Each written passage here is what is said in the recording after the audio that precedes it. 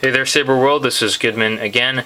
This is the second of 3 or 4 videos documenting the conversion of a Mara Saber built by Korbanth, one of, I believe, 20 or 25 of a recent run that he completed on FXS and offered elsewhere, the RPF and other online venues.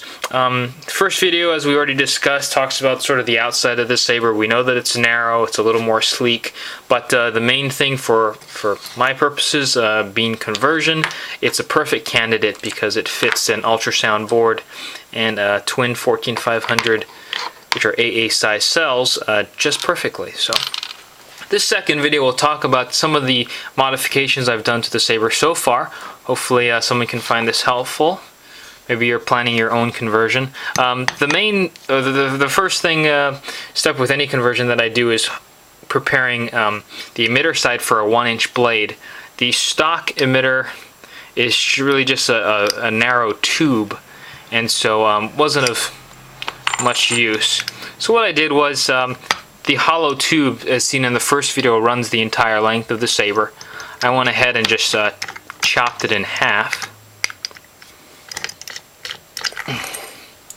And you'll see this is what it looks like on the inside. You just got a spacer to make the outer diameter a little wider. It holes up into the inner diameter of the main body snugly.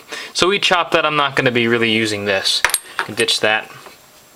Instead, I prepared a TCSS adapter found at the customsabershop.com. This, if I recall correctly, is the 1.25 inch sync tube kits. So I turned this down on the lathe so that it would fit snugly in here. I also went ahead and mounted the heat sink, which is there. And what you can't see is just a really thin cosmetic PVC pipe. What it does is it supports the wall of the speaker up against that heat sink.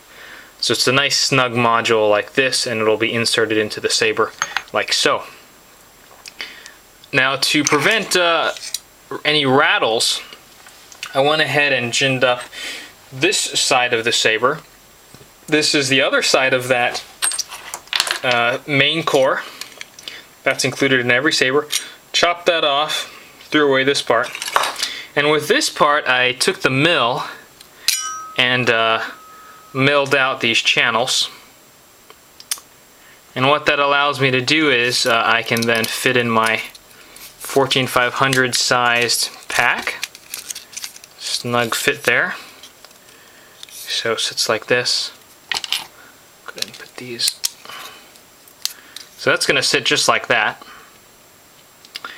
And the ultrasound board itself,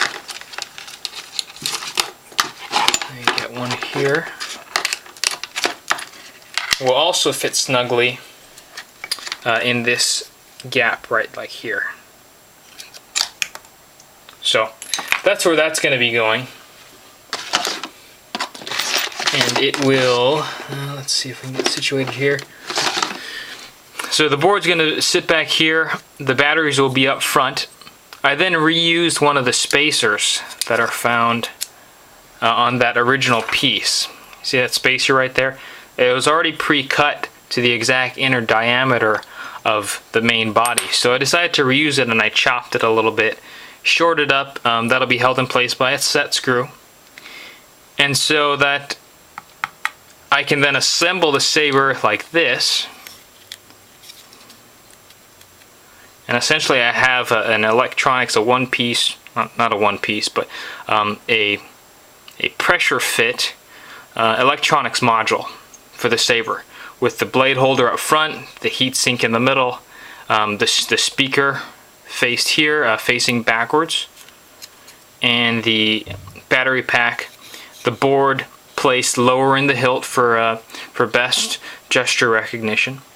And then on the back I'm going to put the recharge port and the tactile switch, which activates the ultrasound button. So dispensing with the earlier idea of mounting them here, I decided instead I wanted a module that I could slide out easily. I may buy another one of these and permanently wire the electronics module inside the hilt and run the switch to this button and wire the status LED to this button. But for now, I'm going to go with just marring up the pommel and mounting it that way. So I'll show you what this looks all mounted up. Essentially, this will go in like so.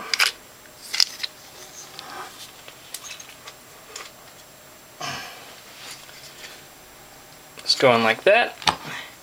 And this, again, pre-measured, will slide snugly into there. And that'll be the saber. So this, again, slides over like this. This is going to have to be chopped down a little bit. And you end up with a fairly simple 1-inch, fairly simple conversion of Korbanth's Mara saber with a 1-inch blade holder. Easy to find pieces on the customsabershop.com.